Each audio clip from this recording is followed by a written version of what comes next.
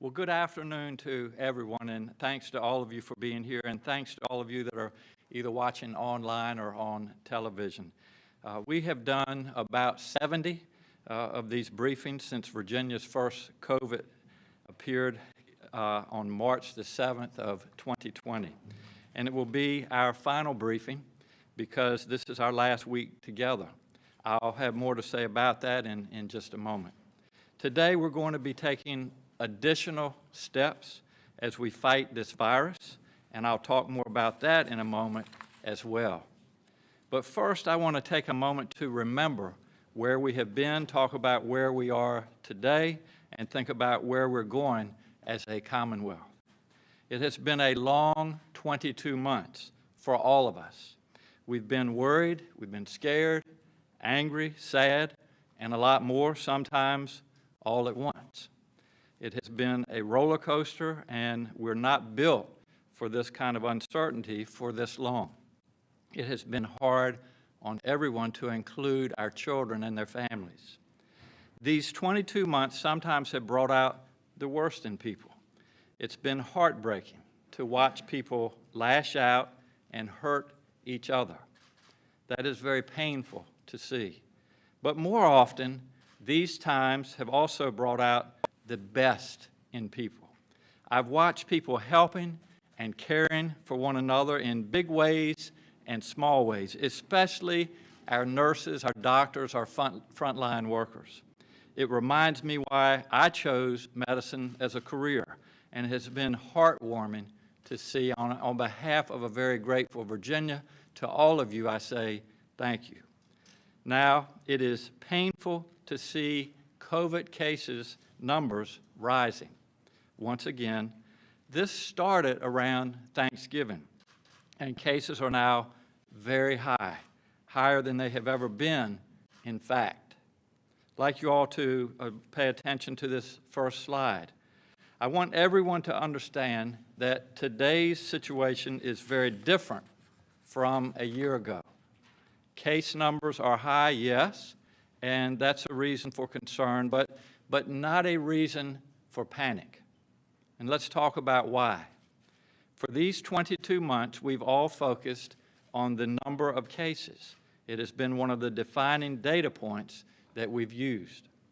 But now we need to look at cases numbers differently. That's because of the vaccines. A year ago, vaccines had just become available. Almost no one had gotten a shot.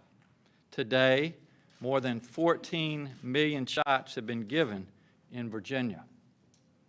Close to 90% of the adult population has had at least one dose. Only 9 states have given more shots, and they are all larger states than Virginia. That's good news, and it's thanks to a lot of hard-working Virginians. And this is important. Vaccinations are keeping people safer, even as the Omicron variant spreads. Yes, vaccinated people can get COVID. That has always been true, and it seems more true for the Omicron variant. But data from around the world for nearly a year now shows that if someone is vaccinated and they get COVID, the symptoms are likely to be minor. Fewer vaccinated people have to be hospitalized with COVID, and far fewer of them die of COVID. That is how vaccines are designed to work. And that is why we need to shift our thinking and study not only the number of cases, but also how severe those cases are. Not just the number of people who get COVID, but also the number of people who are hospitalized because of it. Fortunately, the Omicron variant appears to cause symptoms that are less serious than previous variants, especially for people who are vaccinated. And the data are clear. Nearly everyone going to the hospital with COVID is unvaccinated. Here's an example from Southwest Virginia. 91% of their COVID cases are unvaccinated, including 97% of those on a ventilator. We'll repeat that. 97% of individuals that end up in the ICU on a ventilator are unvaccinated. Vaccines work, plain and simple. That's why we have been saying for a year now, to protect yourself, to stay out of the hospital, please get vaccinated. We also have to acknowledge that while the Omicron variant seems to cause less serious symptoms, especially in the unvaccinated, it's also highly contagious. That means that even though the symptoms are less severe, if more people get sick, more people are going to need to go to the hospital. And that is what we're now seeing around the country, and especially right here in Virginia. It's causing a real strain on the people who work in hospitals. Doctors and nurses have worked tirelessly for 22 months to care for people who have gotten sick. I say tirelessly, but it's not really the right word, because they are tired, they're exhausted, and they're burned out. That's why it's so important for all of us to help them. So please go to the hospital only if you believe you really need to. Let's not put even more pressure on hospital workers to care for people who don't need to be there when they're seeing rising numbers of people who do need to be there. That's why we're taking action today to help our hospitals. So why now? Because last week, the daily census numbers in hospitals around the state hit record highs. That breaks a record set 1 year ago in January of 2021, when vaccinations were just starting. And you can see the hospitalizations going up. This chart shows the peaks from December of 2020 through Delta to now. I watch the numbers every day, and I'm in close contact with our health systems. They need our help. So today, I am declaring a state of emergency in order to ease the pressure on Virginia's hospitals and their staff. This order will help in several ways, primarily by allowing hospitals to expand bed capacity and giving more flexibility in staffing. It also allows more use of telehealth, and it expands which medical professionals can give vaccines. This isn't restrictive in any way. Instead, it relaxes some regulations to help get care to the people more quickly. As I noted a moment ago, even though the Omicron variant symptoms are typically less severe, with more people getting the virus, more people need to go to the hospital. Hospitals are feeling the strain. In Northern Virginia last week, Inova said that they admitted 94 patients with COVID. That's up nearly 10 times. Last year, between April and Christmas Day, their average was fewer than 10 per day. In Hampton Roads, Centera said they saw a 300% increase in COVID cases in just 10 days. I want everyone to know that we don't expect this to continue indefinitely. In fact, modeling from UVA's Biocomplexity Institute suggests that we'll see this wave of hospitalizations peak in early February. That is why this emergency order will last for 30 days. I know you're all asking, what can I do? For now, we all need to keep doing the same things we have talked about over these past 2 years. Wear a mask around others, especially if you don't know if they're vaccinated. Get a booster shot. Shots are widely available at pharmacies, at doctors' offices, and local health departments across Virginia. Now's the time to get your children age 5 and up vaccinated. This will make it easier and safer for them to be in school. If you continue to choose not to get a shot, you need to wear a mask and practice social distancing to protect yourself and to protect those around you. Now, before we turn to questions, let's talk about testing, because I know a lot of people have wanted to get tested in the past few weeks, either because they think they were exposed or they want to be safe before visiting or traveling around the holidays. Last week, we were averaging 50,000 tests done each day, and that likely doesn't count people taking at-home tests. In large part, people have wanted rapid tests, and those have been in short supply due to national demand outpacing our national supply. However, PCR tests are not in short supply, and more rapid test kits are becoming available every day. To help keep up with the demand, last week I announced that VDH would open 9 new testing sites adjacent to their community vaccination sites. These will be able to process about 500 tests a day, 6 days a week, although 3 larger sites should eventually be able to do 1,000 tests a day. The federal government is also in the process of making more than 500 million free at-home tests available this month. At the moment, however, supplies are limited, so everyone needs to use good judgment when seeking those. The actions we've talked about today will help our hospitals and their staff get through this current surge in COVID cases. But there will be another. This virus has shown that it can mutate efficiently. But humans have shown that we can fight back. The COVID vaccines are incredibly effective at preventing serious illness. They have saved millions of lives. And so today, we have lots of reasons to be hopeful. And the major reason is that thanks to vaccines and perhaps the virus's own mutations, this is not the same pandemic that we faced back in March of 2020. We're going to have to live with this disease. We still need precautions to keep ourselves and others, especially small children and especially immunocompromised people, safe. But we will also need to go to school and shop in businesses and feel safe to gather together. That's why everyone who can needs to be vaccinated. Now, I'm going to turn it over to our Virginia Department of Health Commissioner, Dr. Norm Oliver. Dr. Oliver has been here for, I believe, every one of these briefings. Throughout these 22 months, Dr. Oliver has been an important voice in our discussions about the government's COVID response.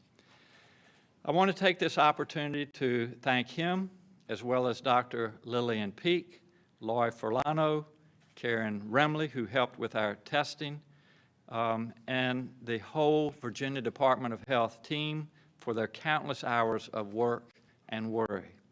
This has not been easy, but Dr. Oliver is a good man, and he has done a great job. I also want to thank our Secretary of Health, Dr. Vanessa Walker-Harris. She has been on this team from the beginning. She is an outstanding public health professional and has played an important role in Virginia's work that is among the best in the country. And finally, I want to thank Dr. Danny Avula, our vaccine liaison. Almost exactly a year ago, I appointed Dr. Avula to lead Virginia's vaccination effort. He has done just a tremendous job, and I am so grateful. Dr. Avula is also the head of the Richmond Henrico Health District, and he began transitioning back into that role full-time several months ago while continuing to help with the vaccine effort. I am proud of this team and everyone who has worked so hard on our COVID response for 22 months. We have consistently followed the science, and our approach has saved thousands of lives. We have among the nation's lowest case and death rates per capita, and we are in the top 10 most vaccinated states in the country. Now we'll hear from Dr. Oliver, and then following Dr. Oliver, I'd like our lead counsel, Cindy Bailey, to come up and just talk a little bit about the plans that we're taking moving forward to help with our hospital beds and also capacity and also our staffing. So, Dr. Oliver, welcome. Thank you, Governor. I want to take this opportunity, first of all, to tell you how much I appreciate those kind words that you said about me and about the leadership of the Virginia Department of Health. I think right now one of the most important and appropriate things to do is to offer thanks. And I'd like to offer my thanks to the some 6,000 individuals who are working either as staff and salaried employees of VDH or contract staff with VDH. The work that we have done over these 22 months in fighting COVID-19 has been done by those individuals. I've been proud to serve as a leader of the agency, but the actual day-to-day work is being done on the front line, and these outstanding and excellent individuals are the reason why we have saved thousands upon thousands of lives here in the Commonwealth of Virginia. I can't even express enough gratitude for their efforts, and just want to make that statement here today. And Governor, I'll leave it up to you to go forward. Thank you, Dr. Howard. Cindy. Good afternoon. My name is Cynthia Bailey. I'm counsel to the governor, and I just have a few comments about the order in terms of legal authority and what the order actually does, and I'll be brief. The order is limited in its time and scope. As the governor said, it's a 30-day order, hopefully to align itself with the peak we're now facing. The governor has power to do this type of order under the emergency provisions of the Virginia Code, which I think you've probably experienced before. In this situation, the order, as you read through it, you'll see that it relaxes or alters or modifies the regulations and statutes that govern the programs of 4 state agencies: Medical Assistance Services, which is Medicaid, the Health Department, the Department of Health Professions, which regulates doctors, nurses, pharmacists, et cetera, and to a smaller degree, the Department of Behavioral Health and Developmental Services. The goal is to provide some relief to the hospitals by providing more beds, which the hospitals say they need, and in particular, the hospitals need more help with their staffing throughout the system. So it expands who can do work in Virginia, who has an out-of-state license, and because some of the, as I said before, because some of these laws and regulations are modified by the order, that's the reason for the declaration of a state of emergency, and we've tried to make it as narrow and targeted and short in time as possible. Thank you, Cindy. Appreciate it. Hold on just a second. Did you want to take some questions, or you? I just wanted to say, as we get ready to take questions, I'd like everyone to just limit it to one. We have a lot of interest on our press conference, so just please ask one question. Go ahead. No, as I mentioned at the beginning of my remarks, this is our final COVID briefing because this is our last week in the governor's office. On Saturday, Governor-elect Youngkin will be sworn in, and my team and I will leave. I just want to tell you all, you here in the press, the staff in the room, and everyone watching, how grateful I am to all of you. Every day I have felt so proud and grateful for you, Virginia. I've seen your strength, I've seen your resilience, your kindness, and your generosity. It is you more than anything else that makes Virginia the best state and the best country in the world. Every day, my team and I have worked to make our Commonwealth work better for you and your families, no matter who you are or where you live. At every turn, we've looked for ways to help people. And now we are leaving this Commonwealth better than it was when we came into office. Today, our Commonwealth does a better job of treating people right. It's more welcoming, more open, more fair, and more equitable. Today, we help people who need it, whether they need health care or cleaner water or to keep a roof over their head during a global pandemic. Today, we recognize the wrongs of the past, and we work to reckon with and rectify them. And today, in Virginia, everyone has greater access to opportunity, the opportunity to get what you need to build the life you want to live where you want to live it. We are leaving a strong and healthy Commonwealth, one that treats everyone right, takes care of people when they need it, and provides opportunity for everyone to thrive. 4 years seems long when you're looking ahead, but not when you're looking back. As Pam and I pack up to move back to Norfolk, it seems like we just got to Richmond. I'm incredibly proud of what we've gotten done in that short period of time. We have accomplished the things that I set out to accomplish, steering this state in a prudent manner, investing wisely for our long-term needs and creating more opportunities for our communities and our people to thrive. I thank you, Virginia, for the opportunity to serve. Elena? Governor, thanks for having us today. Could you talk to us about your actions today and your talks with the governor-elect? And does it seem to be on board with what you're doing? What have the discussions been like? Yeah, no, Henry, the actions today are really in response to following the data, looking at the numbers every day, corresponding with our hospital administrations. And as we said, Friday was really, I would hope it was the peak, but it was the highest number of hospitalizations that we've had. And so in correspondence with a lot of different people, we chose this weekend to put this executive order, the state of emergency together, and here we are today. I've had several very productive conversations with Governor-elect Youngkin.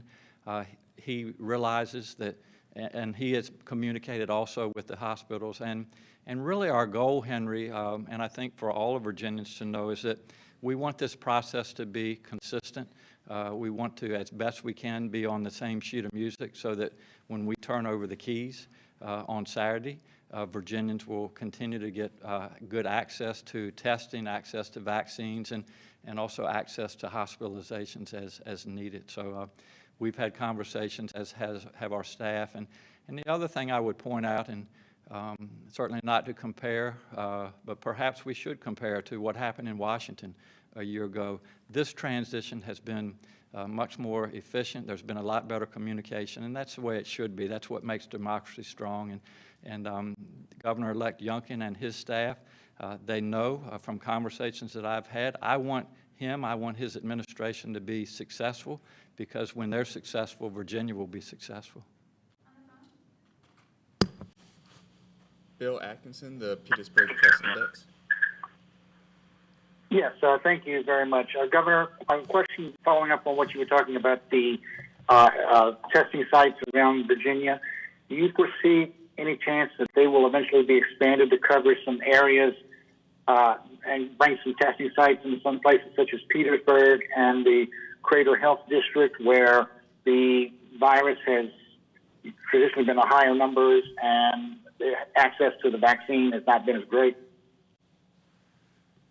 If I heard your question correctly, you were asking if there will be more access to testing and also to vaccines, and it sounded in rural areas of Virginia, and I think particularly you mentioned the south side. We have worked very hard and will continue to with testing. As I said, Bill, earlier in our comments, the rapid test, which we call the antigen test, they are in short supply, and so we're making more of them available. And also President Biden will be adding 500 million rapid tests so that people will have these available at home.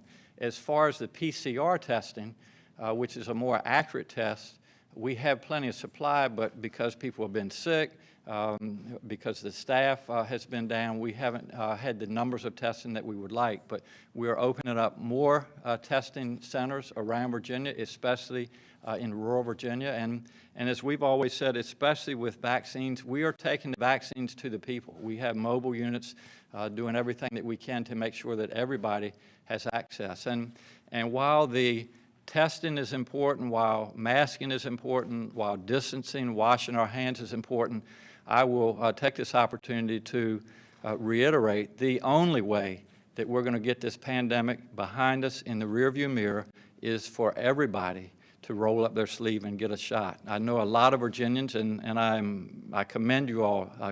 Close to 90% of our adults have had at least one shot. 70+% have been completely vaccinated, but that leaves some that haven't been, especially in rural areas. And I look at the numbers every day, I'm sure just as you all do. The people that are in our hospitals, in our ICUs on ventilators, the deaths that are occurring, a lot of them are in rural Virginia, and they are all almost avoidable. So get out there and get your shot.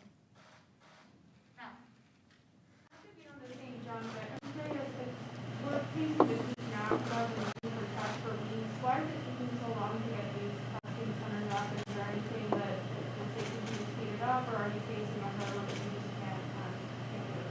Well, the testing sites are going up, and as I've said, we have the supplies, Mel. It's the staffing, and so part of this executive order is to allow people to give more vaccines, or people that are not doctors and nurses, PAs, for example, to give vaccines. And the reality, I believe, when there's so many people sick, whether it be the individuals or their family members, and they can't show up to staff these testing and vaccine centers, there lies a lot of the problem. So the answer, Mel, not to be redundant, at the end of the day, obviously we want as many people to have access to testing as possible, and we want as many people to have access to vaccinations as possible, but the way to remedy all of this is for people to get vaccinated.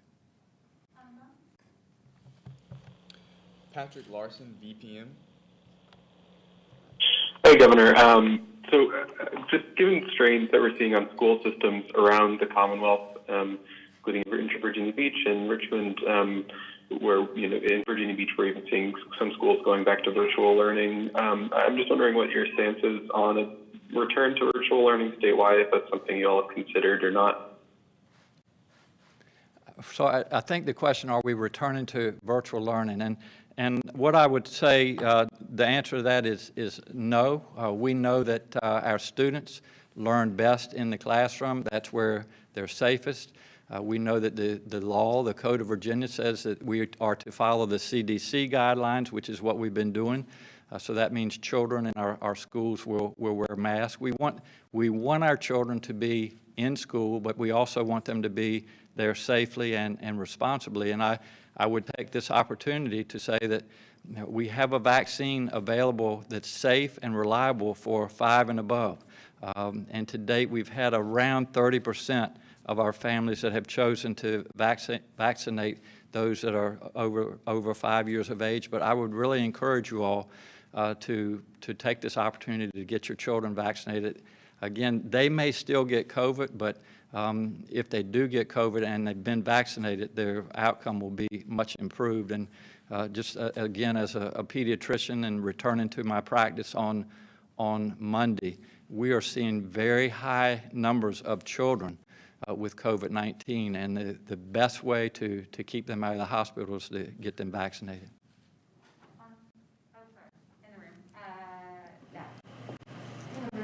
So back in mid-August, it was the Hospital Health Care Association representing emergency physicians called for you to take a number of steps that you're taking today.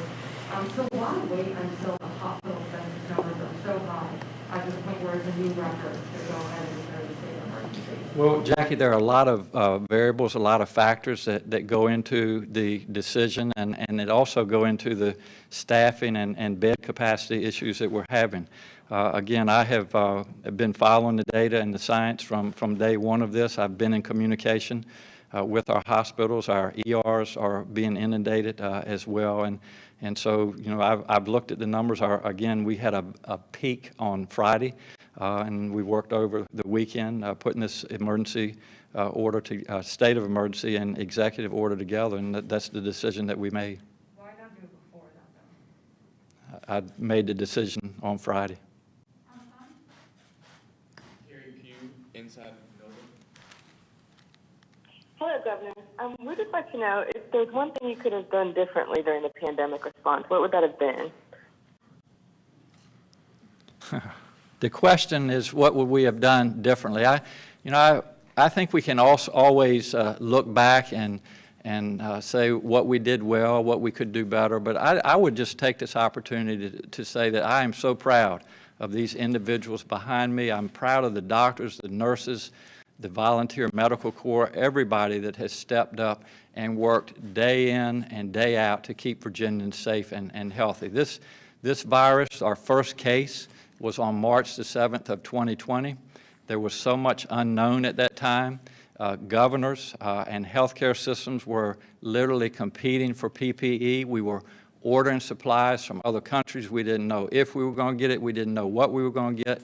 We made it through that, and then the testing issues. I remember, Mel, your questions of why can't we get to 10,000 tests a day. Now we're testing 50,000 Virginians every day. We've worked very hard to make that more accessible. And then really the blessing to all of this is 3 safe and effective vaccines that will, allow us to put this pandemic behind us if everybody gets a shot. So there have been a lot of unknowns. We have had to, look every day at the science, the data, make adjustments, make decisions. And at the end of the day, I'm proud of our team. As I said earlier, we're in the top 10 in this country with our vaccination program. And I think because of all these individuals that have collectively and collaboratively worked together, we've saved thousands of lives in Virginia. And on behalf of a very grateful Virginia, we should all say thank you. Governor, just switching things up to last week with what happened on 95. I know you had made some comments saying you were tired of people asking about what went wrong. You kind of walked that back a little. And can you talk about why you did that and just what's being done to take a look at what happened so that something like that can potentially be avoided? Yes, well, we had a severe storm last week. I think everybody knows about that, Cam. On 95, it started with rain.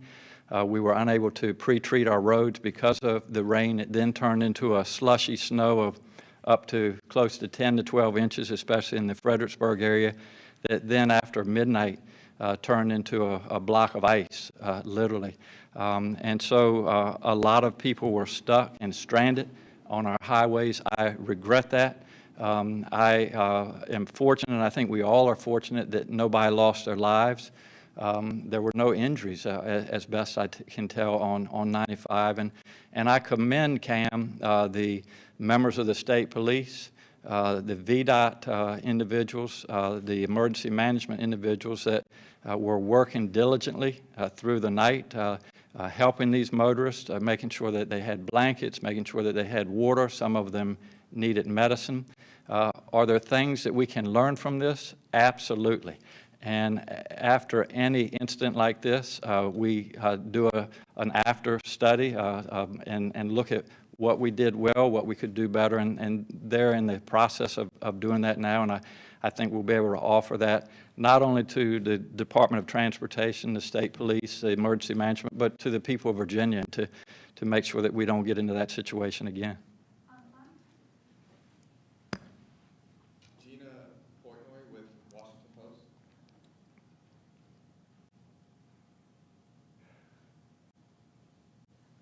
Kristen Moran, ABC 13 News.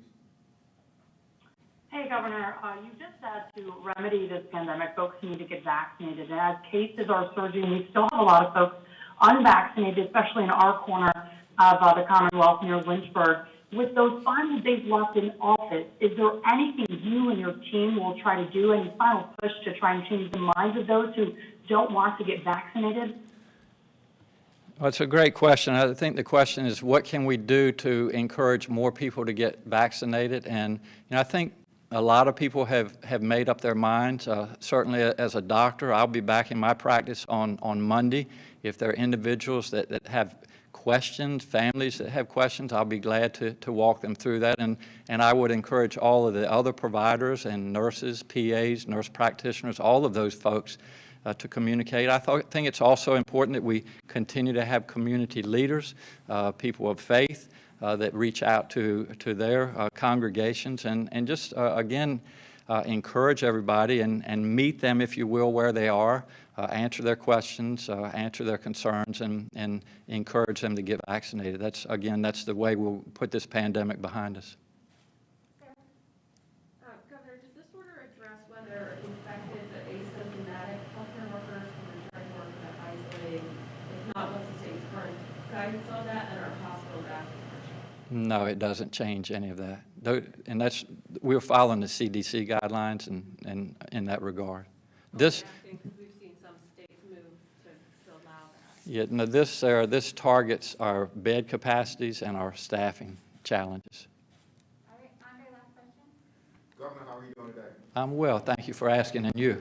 I'm doing well. Good. On the last one, do I get 2 questions? We were going to give you 5, but if you only want 2. Governor, you mentioned your talks with Governor Duncan. Just wondering, how is he handling the work that you've done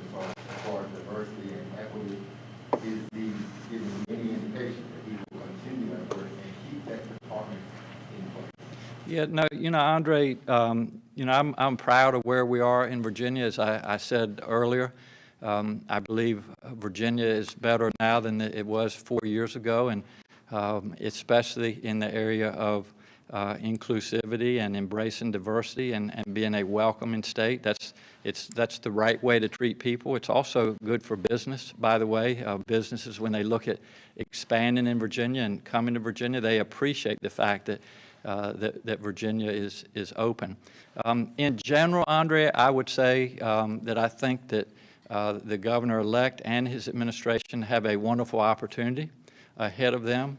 We are turning over an economy, a record surplus, a Commonwealth that's in as good a shape as it's ever been. So they have an opportunity to continue that progress. And I also think they have a responsibility, because a lot of what we've listened to and learned and been able to accomplish through action has been the result of what Virginians have asked for. So I think anybody that's in elected office will have that responsibility to continue to listen and continue to serve our fellow Virginians.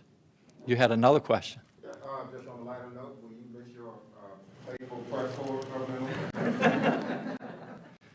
I will. And I'll be watching you all and cheering you on. And I have said this before, but there is nothing more important than facts. There's nothing more important than getting accurate and up-to-date information to our fellow Virginians. And so again, on behalf of our administration and on behalf of a grateful Virginia, thanks for all that the press corps does. I wish all of you the best, and stay safe, stay healthy, and if you haven't been vaccinated and are boosted, take the opportunity to do so. Thank you all so much.